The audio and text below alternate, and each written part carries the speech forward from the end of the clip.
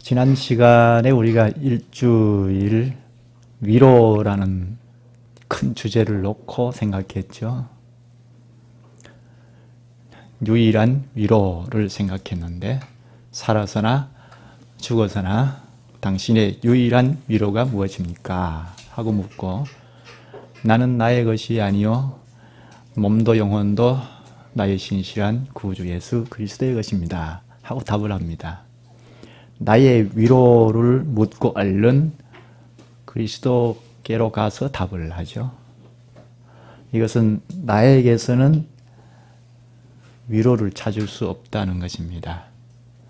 일시적인 위로는 물론 있지만 진정 유일한 위로는 나에게서 찾을 수 없기 때문에 그리스도에게로 가서 답을 합니다. 그리스도의 것이 될 때 유일한 위로를 얻을 수 있다는 것입니다. 소속을 말하죠. 내 소속이 어디냐 하는 것인데, 그리스도에게 소속을 둘 때 영원한 위로 가운데 거할 수 있다는 것입니다. 그리스도께 소속을 두려면 어떻게 해야 하는가? 여기 요리문답에서는 지식을 강조합니다. 예수 그리스도를 믿어야 한다 할 수 있는데 알아야 한다 하고 세 가지를 이야기하죠. 나의 죄와 비참함이 얼마나 큰가. 둘째는 그런 죄와 비참함에서 어떻게 구원을 받는가. 셋째, 그런 구원을 얻게 하신 하나님께 어떻게 감사를 드리는가. 이 세 가지를 알아야 한다고 말합니다. 그리고 2주일째 지금 산문에 와서 첫 번째 알아야 할 것을 묻습니다. 당신의 죄와 비참함을 어디에서 압니까? 이 질문은 무슨 질문이죠? 당신은 죄인입니까? 비참합니까? 이렇게 묻지 않고 당신은 비참한 죄인입니다. 어디에서 알아야 하는지 아십니까? 이렇게 묻죠. 이 질문을 우리가 냉정하게 잘 들으면 썩 기분이 좋지 않습니다. 죄인입니까? 이렇게도 묻지 않고 당신은 비참한 죄인입니다 하고 전제를 하고 그걸 어디에서 알 수 있는지 아십니까? 이렇게 물으니까 좋아할 사람이 없습니다. 이 질문 자체가 썩 좋지 않습니다. 우리는 본성적으로 좋은 것을 말하고 당신 죄인입니다, 비참합니다 하는 이런 부정적인 것을 말하기를 좋아하지 않습니다. 좋은 것을 말하고 나를 사랑하고 극대화하고 높여주고 사람을 높이고 지지하고 이렇게 해주면 좋아합니다.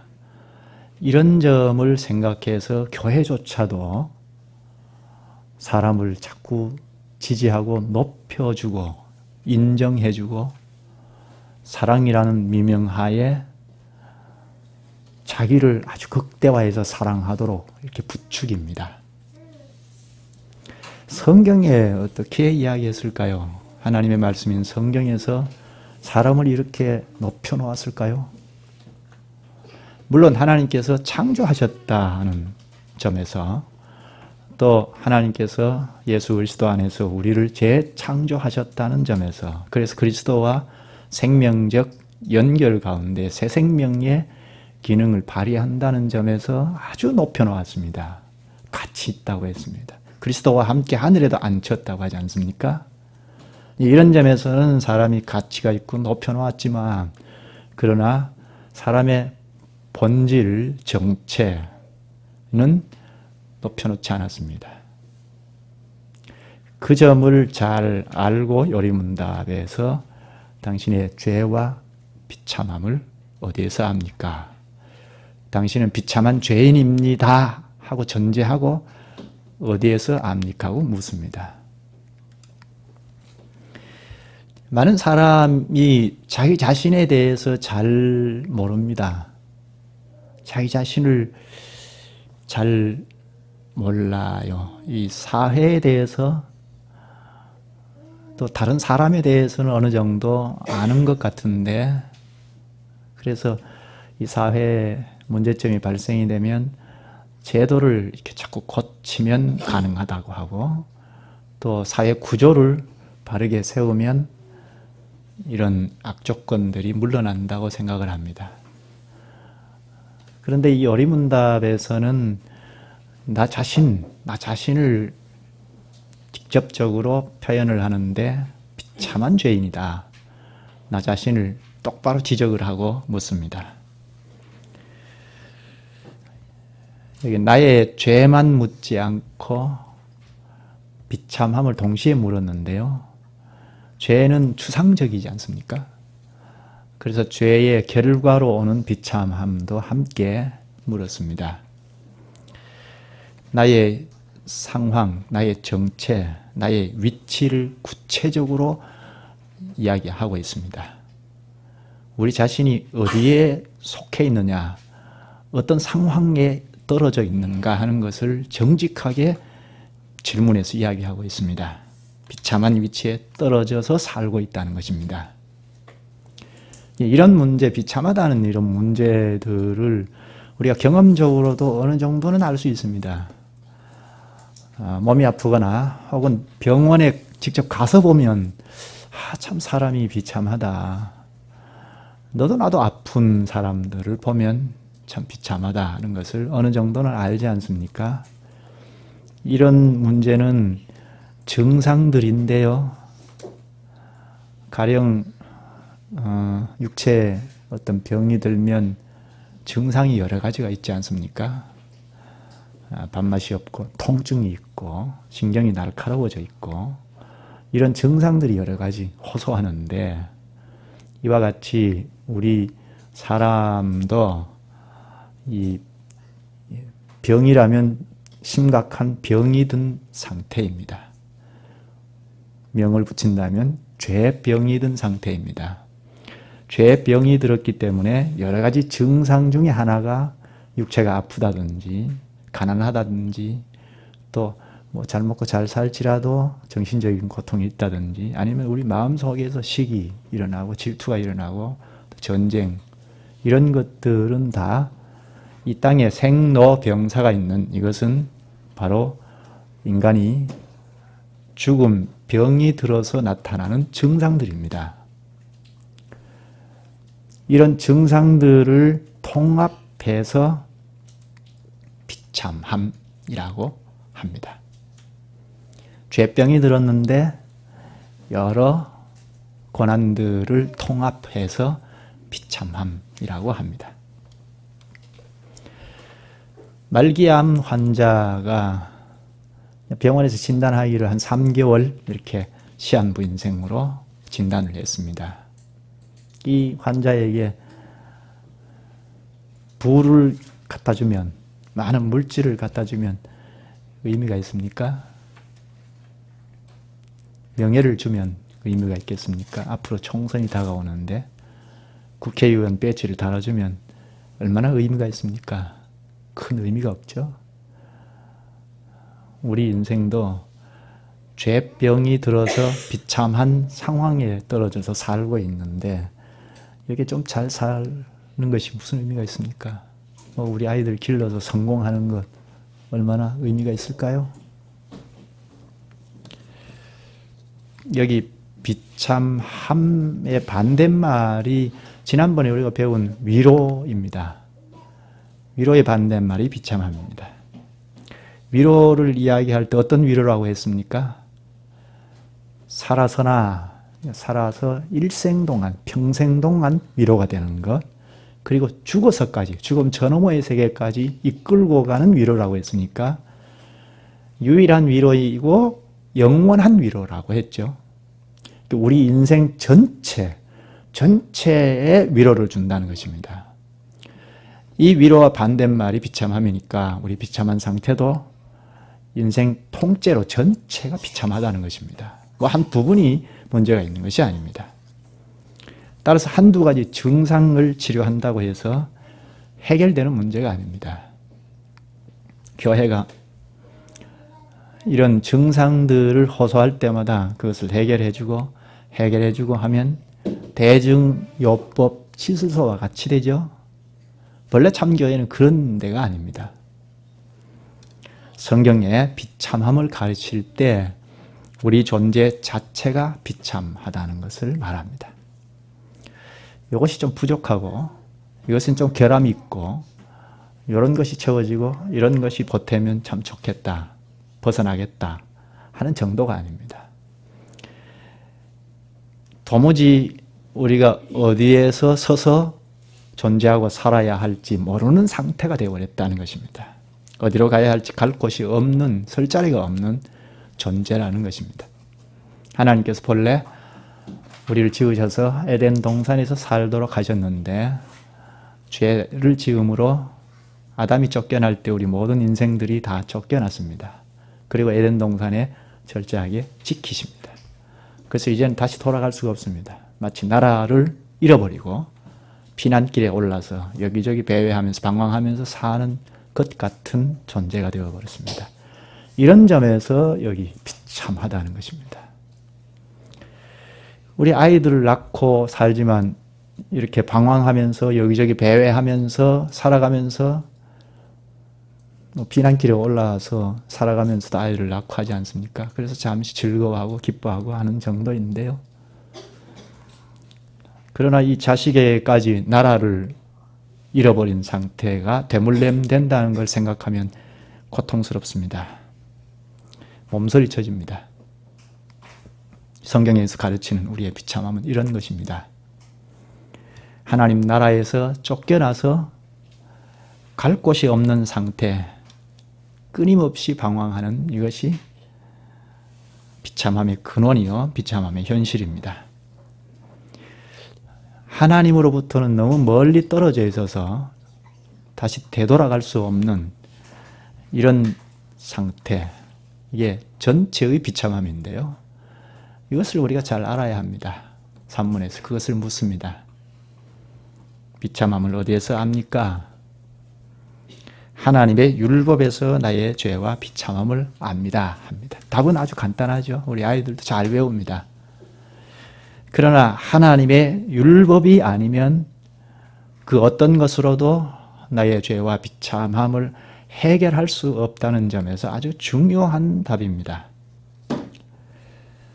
물론 율법이 아니고도 우리의 죄를 어느 정도는 알 수가 있습니다. 아이가 버럭하면서 아빠에게 대들다가 밖으로 나갔습니다. 금방 돌이키죠. 아, 아빠 내가 잘못했어요 하고. 이것은 지나놓고 보니까 잘못인 것을 압니다. 자기 양심에 비추어 보고 압니다. 어른도 마찬가지입니다. 인생을 살다가 노년에 이르러서 전체 인생을 돌아보니까 아, 내가 이런 것도 잘못했고 이런 것도 잘못했고 잘못 살아온 것이 있고 내 성질대로 살았더니 이렇구나, 이런 허점이 있구나 하고 돌이키죠. 이것은 인생 경험을 비추어서 보면 자기 잘못을 어느 정도는 알 수가 있습니다. 그런데 이것은 다 자기가 경험해보고 아는 것이고, 그리고 사람 양심에 비추어서 아는 것이죠. 이렇게 경험해서 아는 것, 양심에서 비추어 보고 아는 것, 이것이 산문의 답과는 같을 수가 없죠. 산문의 답은 자기 인생을 돌아보면서 혹은 자기 양심에 비추어서 알 수 있습니다 하지 않았습니다. 나의 죄와 비참함을 하나님의 율법에서 압니다 하고 고백합니다. 율법에서 아는 것과 자기 인생을 돌아보면서 혹은 자기 양심에 비추어서 아는 것과 어떤 차이가 있습니까? 하나님의 율법에서 아는 것과 자기 양심에 비추어서 아는 것과 어떤 차이가 있을까요? 근본적인 차이가 있습니다. 자기 양심에 비추어서 죄를 아는 것, 이것은 경험해서 돌이켜서 죄를 아는 것, 이것은 자기가 아는 것이죠. 자기가 죄를 판단을 해서 내가 죄인이구나 하는 것을 결정을 하죠. 자기가 자기 자신을 죄인이라고 한 것이니까 이건 무엇인가요? 자기가 그렇게 판단한 거죠. 자기가 심판자이기도 합니다. 재판장이기도 합니다. 자기가 자기를 죄인이라고 했으니까요. 이런 점 때문에 제가 가끔 우리 자신을 돌아보십시다. 집에 가서도 돌아보시고 하십시다. 할 때, 생각 좀 하십시다. 할 때 하나님의 말씀으로 돌아가지 않고 생각하면 안 됩니다. 하는 이야기를 가끔 하는데요. 자기 양심에 비추어 보고 자기 경험에서 비추어 볼 때는 자기가 죄인이라고 결정한 것도 진짜 죄인이라고 하기는 좀 어렵습니다.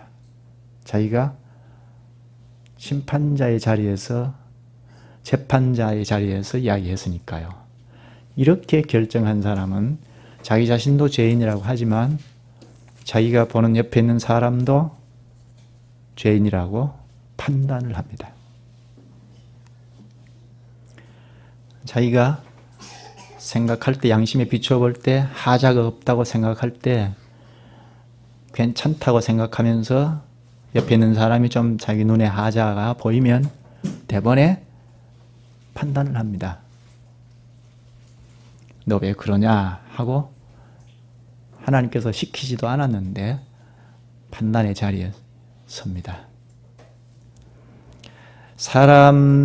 우리 사람의 있는 양심, 마음, 이것은 믿으면 안 됩니다.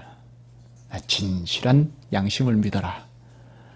믿으면 안 됩니다. 예수님께서도 말씀하셨습니다. 마태복음 15장 19절에 마음에서 나오는 것은, 혹은 양심에서 나오는 것은 악한 생각과 살인과 간음과 음란과 도적질과 거짓 증거와 회방이니 하셨습니다.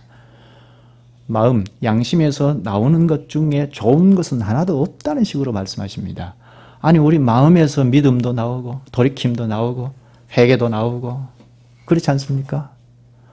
그런데 왜 예수님께서는 좋은 것이 하나도 없다고 하시는가? 왜 우리 마음은 좋은 것이 하나도 없다고 하십니까?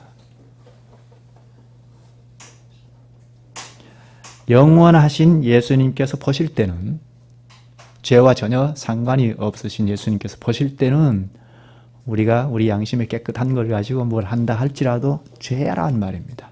근본 죄에서 무엇이 시작이 되었다는 것입니다. 사람들이 볼 때는 진, 선, 미라 할지라도 예수님께서 보실 때는 근본 죄가 바탕에 깔려 있는 데서 나온 너희들끼리의 진선미라는 것입니다. 그래서 예수님께서 보실 때 우리의 마음에서부터 나오는, 양심에서부터 나오는 것은 좋은 것이 없다 하고 진단을 하신 것입니다. 우리 양심에서 비추어서 이런 것이 잘못이고 저런 것이 큰 죄이고 하고 돌이켜 살지만, 그러나 그러면서도 죄를 즐기는 것이 그 안에 함께 있습니다. 그래서 마음에서 나오는 것은 좋은 것이 하나도 없다 하고 진단을 하셨습니다. 따라서 양심에 비추어서 죄를 뉘우치는 것은 하나님 수준에서 보면 죄의 참됨을 아는 것이 아닙니다. 우리가 하나님께서 주신 율법을 딱 제거해 놓고 자기 죄를 생각하면 진짜 자기 죄를 알고 있는 것이 아닙니다. 정말 자기 비참함을 아는 것이 아닙니다. 바로 알 수가 없습니다. 그래서 당신의 죄와 비참함을 어디에서 압니까? 하고 묻고 하나님의 율법에서 나의 죄와 비참함을 압니다 하고 답을 합니다. 이 율법이 그럼 무엇인가 하는 것을 사문에서 가르칩니다. 다 같이 외우시는 분들은 같이 하고 안 되면 보면서 하십시다. 하나님의 율법이 우리에게 요구하는 것은 무엇입니까? 그리스도는 마태복음 22장에서 이렇게 요약하여 가르치십니다. 내 마음을 다하고 목숨을 다하고 뜻을 다하여 주 너의 하나님을 사랑하라 하셨으니 이것이 크고 첫째 되는 계명이요 둘째는 그와 같으니 내 이웃을 내 몸과 같이 사랑하라 하셨으니, 이 두 계명이 온 율법과 선지자의 강령이니라. 여기 끝에 말씀도 중요한데요. 하나님의 율법이 온 율법과 선지자의 강령이라고 합니다. 여기 강령은 별이 강자를 쓴다는 걸 아실 텐데요. 별이라는 것은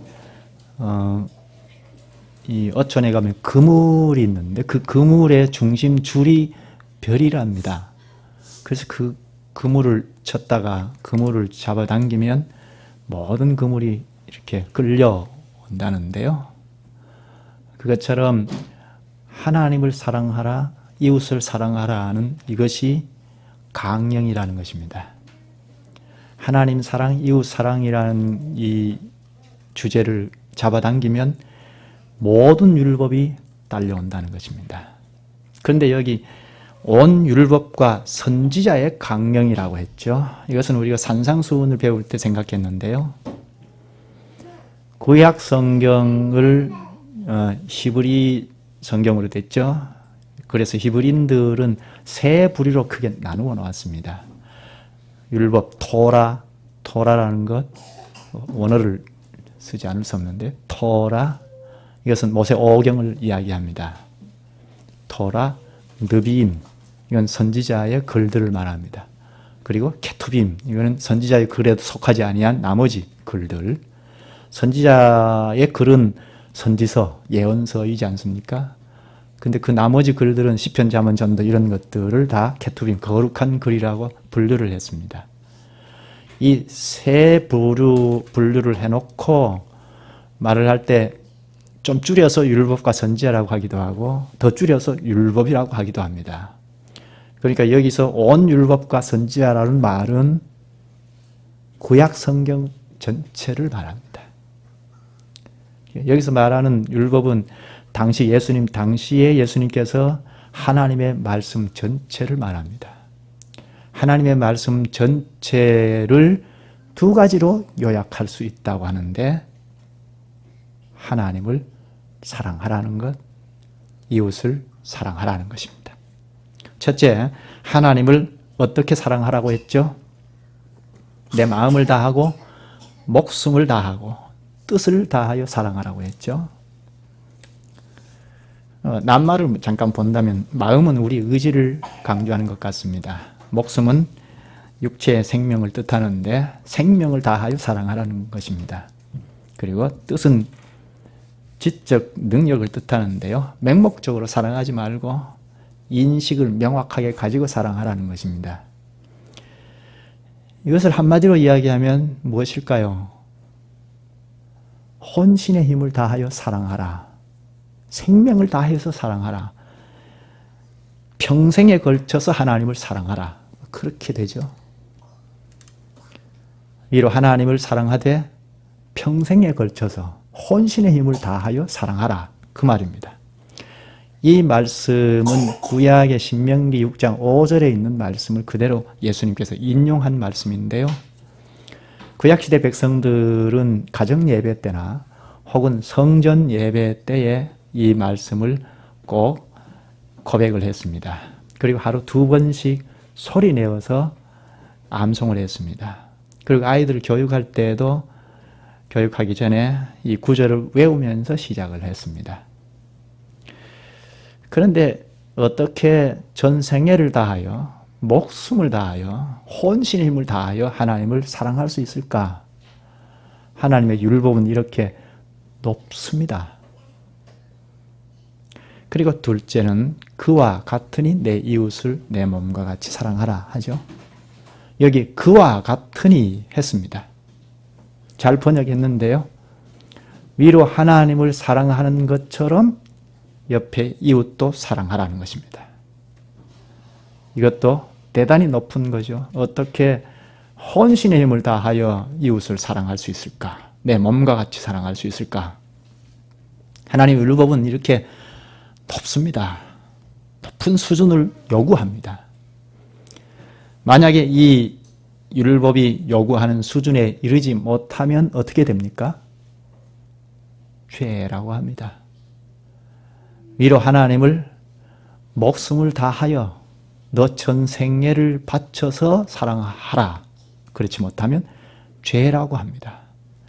내 이웃을 혼신의 힘을 다하여 사랑하라. 평생에 걸쳐서 사랑하라. 그렇지 못하면 죄라고 합니다. 여기서 말하는 죄는 우리가 평소에 이야기하고 사람들이 평소에 말하고 있는 죄와는 근본적으로 다릅니다. 보통 사람들이 죄라고 할 때 어떤 것을 죄라고 합니까? 우리나라의 법을 어기거나 실정법을 어기거나 하는 것을 죄라고 하죠. 이렇게 운전하고 가다가 이렇게 저도 가끔 난폭 운전할 때가 있는데요. 시간이 쫓기면 이렇게 운전하고 가다가 빨간불로 탁 바꿔졌는데 지나가면 딱칠 때죠. 그런 것이 실정법을 어긴 죄죠. 그런 것을 죄라고 하는데 우리 마음에서 남을 미워한다든지 시기 질투한다든지 하는 것은 죄라고 규정하지 않습니다. 우리나라 법에도 양심의 자유라는 것이 있죠. 우리 마음에는 어떤 문제가 들끓어도 죄라고 하지 않습니다. 그런데 성경에도 그런 사람이 있습니다. 율법을 다루고 가르치던 바리새인들, 유대인들이 율법의 외피만 가르치고 주장하면서 가령 내가 사람을 죽이지 않았으니까 나는 의인이다. 죄가 없다. 그렇게 말을 했습니다. 마음속은 생각하지 않았습니다. 그런데 예수님은 이 땅에 오셔서 그것과 달리 가르치셨습니다. 마태복음 5장에 보면 형제에게 노하는 자마다 심판을 받게 된다고 합니다. 5장 22절에는 형제에게 노하는 자마다 심판을 받게 되고 하고 44절에는 나는 너희에게 이르노니 너희 원수를 사랑하라. 너희를 박해하는 자를 위하여 기도하라. 심지어 이렇게까지 말했습니다. 원수를 미워하는 것이 당연할 텐데 예수님은 너희 원수를 사랑하라. 너희를 박해하면 그를 위하여 기도하라고까지 합니다. 그러면 그렇게 할 수 없으면 예수님은 죄라고 하십니다. 위로 하나님을 혼신의 힘을 다하여 사랑하고 옆으로 사람을 혼신의 힘을 다하여 사랑하지 못하면 죄라고 합니다. 하나님의 율법은 이렇게 아주 높은 것을 요구합니다. 이렇게 높은 수준을 요구하는 것을 볼 때 여기에 이 율법에 비추어 볼 때 나는 하나님의 율법을 도무지 지킬 수 없구나 하게 됩니다. 좀 할만하다 하는 사람은 아직 하나님의 그 높은 율법을 제대로 깨닫지 못한 사람입니다.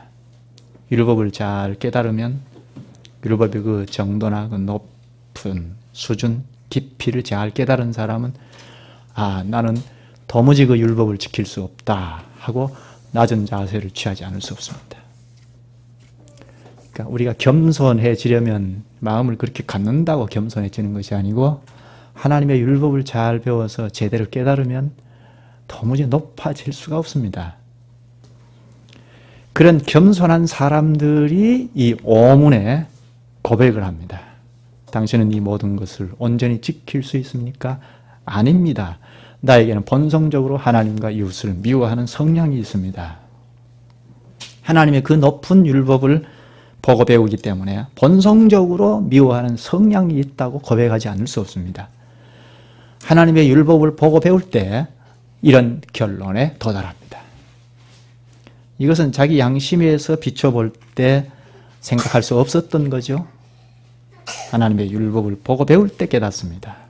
나는 본성적으로 위로 하나님을 사랑할 수 없고 이웃을 내 몸과 같이 사랑할 수 없구나 하는 고백을 하지 않을 수 없습니다. 하나님의 율법이 왜 이렇게 심각하게 가르칩니까? 적당하게 가르치지 않고 우리 일생을 다 바쳐서 하나님을 사랑하고 이웃을 내 몸과 같이 사랑하라. 그렇지 않으면 죄라고 하는데 왜 이렇게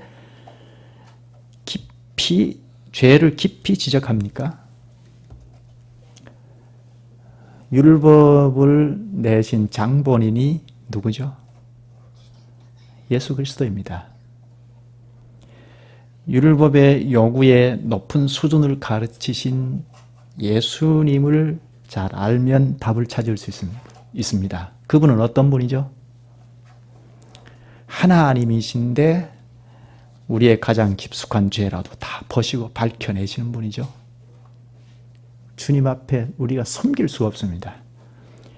그런데 주님께서 왜 무엇 때문에 우리의 깊은 것까지도 다 들추어내십니까? 마태복음 9장 12절이 답입니다. 예수께서 건강한 자에게는 의원이 쓸데없고 병든 자에게라야 쓸데있느니라. 내가 건강하다고 생각하는 사람은 의사를 찾지 않죠. 병이 들었다고 생각하는 사람이 의사를 찾습니다. 그와 같이 예수님께서 우리의 마음속에 죄를 낱낱이 다 폭로하시는 이유가 여기에 있습니다. 우리 자신을 똑바로 알도록 적나라하게 우리 죄를 다 들추어내십니다. 그렇게 들추어내어서 우리 존재 자체가 도무지 하나님을 사랑할 수 없고 이웃을 내 몸과 같이 사랑할 수 없다는 존재라는 것을 인식할 때 과연 나는 죄인이다. 나는 비참한 존재라는 것을 인식할 때 그리스도를 붙잡지 않습니까? 그리스도 자신에게 오도록 하시기 위하여 우리의 죄를 다 폭로하십니다. 그래서 그런 자들을 받아서 오냐 하고 자비의 주님께서 치유하시고 그리고 우리를 다시 재창조하시고 새 기능을 주셔서 율법을 지킬 수 있는 데까지 이끌고 가십니다. 새로 지으시니까요. 도무지 우리는 할 수 없는데 새로 지으셔서 새로운 기능을 우리에게 주십니다. 전에는 하나님의 말씀을 들어도 도무지 깨닫지 못했는데 새로운 기능을 주셔서 지적인 인식을 갖게 하시고 그리고 감정도 하나님을 기쁘게 여길 수 있는 감정을 갖게 하시고 의지를 갖게 하셨습니다. 이것을 가지고 성령 하나님께서 또 우리에게 선물로 주셔서 깨닫게 하실 뿐 아니라 힘을 북돋워 주셔서 성령 하나님과 함께 하나님의 율법을 지키는 데까지 끌고 가십니다. 이렇게 하나님을 위로 하나님을 사랑하고 이웃을 내 몸과 같이 사랑할 수 있는 데까지 이끌고 가시기 위하여 예수님께서 우리의 정체를 적나라하게 폭로하시는 것입니다. 이런 점에서 생각하면 예수님께서 내신 율법도 복음이죠. 율법을 가까이 하면 가까이 할수록 우리의 죄가 폭로가 되어서 그리스도에게 가서 새 힘을 얻어서 율법을 지키는 데까지 돌아가니까 율법도 복음입니다. 율법 때문에 예수 그리스도 안에서 살아갈 수 있게 되니까 율법은 율법만으로 그치는 것이 아니고 복음이에요. 율법과 복음을 나누는 사람들이 많은데 그렇게 되면 율법을 무시하는 경향이 생깁니다. 은혜로 구원을 받았으니까 내가 좀 잘못하는 것은 하나님께서 은혜로 다 덮어주실 것이야 하고 자기가 그렇게 결정을 합니다. 이것 좀은 괜찮을 거야 하고 자기가 그렇게 결정을 해버립니다. 처음에는 이런 것쯤이야 하고 아주 작은 잘못에서 시작하지만 나중에는 사회적인 관계에서 지켜야 할 법도까지도 지키지 않고 대수롭지 않게 어겨버립니다. 그러면서 하나님의 은혜를 말합니다. 그것은 율법뿐만 아니라 하나님의 은혜도 잘 모르는 사람입니다. 하나님께서 율법을 누구에게 주셨습니까? 하나님께서 예수 그리스도를 통해서 율법을 누구에게 주시죠? 저 길 가는 사람들에게 주시지 않고 하나님께서 은혜로 불러 모으신 언약민들에게 율법을 내려주신 것입니다. 그러니까 율법은 은혜입니다. 이 율법을 통하여 우리 죄를 깊이 인식하고 예수 그리스도에게 돌아가기 때문에 율법이 은혜입니다. 하나님의 은혜 안에서 새 사람으로 살게 하도록 시작점이 율법에서 가르쳐주기 때문입니다. 율법 그 자체는 우리 스스로는 도무지 행할 수 없습니다. 그러나 성령 하나님께서 우리와 함께 하셔서 새로운 기능을 주신 것을 사용하셔서 율법의 말씀을 깨우쳐 주시고 그리고 지킬 수 있는 데까지 힘을 북돋워 주십니다. 그래서 위로 하나님을 사랑하고 이웃을 내 몸과 같이 사랑할 수 있기 시작하게 된 것입니다. 말씀을 자꾸 깨우치고 힘을 주셔서 이웃을 사랑하는 데까지 가게 하십니다. 예수 그리스도와 신령하게 연합한 연합체가 그리스도의 몸체인데 이 몸을 이루었으니까 이웃을 내 몸과 같이 사랑할 수 있게 된 거잖아요. 이렇게 만들어 주십니다. 나의 힘으로는 할 수 없으나 성령의 힘으로 율법을 행할 수 있도록 하십니다. 그래서 빌립보서 2장 13절에 너희 안에서 행하시는 이는 하나님이시니 자기의 기쁘신 뜻을 위하여 너희에게 소원을 두고 행하게 하시나니 합니다. 우리 안에서 성령 하나님이 경영하셔서 율법의 말씀을 지키는 데까지 이끌고 가셔서 지키도록 하십니다. 물론 내가 지키죠. 내가 하죠. 그런데 성령 하나님이 내 안에서 행하신다고 합니다. 이것이 신비로운 일인데요. 내가 주님의 말씀을 깨닫고 탐구해서 깨닫고 내가 힘을 가지고 지켜나갑니다. 내가 100% 행합니다. 그런데 성령 하나님께서 우리에게 주셔서 우리 안에서 경영하셔서 성령 하나님이 100% 나를 하나님을 사랑하고 이웃을 사랑하도록 하는 데까지 이끌고 가십니다. 이게 신비 아닙니까? 성령 하나님께서 우리 안에서 100% 일을 하십니다. 내가 100% 실천해서 하나님의 율법을 지킵니다. 내가 행할 수 없다 하여 은혜만 강조하고 율법을 무시하게 되면 반법주의자입니다. 무법주의자이죠. 법이 없는 사회가 되어버립니다. 이렇게 인식하고 가면요, 굉장히 은혜로운 교회가 될 것 같지만 아주 무질서한 교회가 됩니다. 내 힘으로는 율법을 도무지 지킬 수 없기 때문에 그리스도를 꼭 붙잡고, 그러면 성령 하나님께서 우리 안에서 깨닫게 하시고 힘을 주셔서 율법을 지키는 데까지 가게 하십니다. 따라서 내가 율법을 지키는 사람이 됩니다. 이것이 새 언약의 핵심입니다. 옛 언약과 달리 새 언약의 핵심은 성령 하나님께서 나와 함께 하셔서 율법의 말씀을 깨닫고 하나님의 뜻을 깨달아서 지킬 수 있는 데까지 가게 하시는, 그래서 지키는, 이것이 새 언약의 핵심입니다.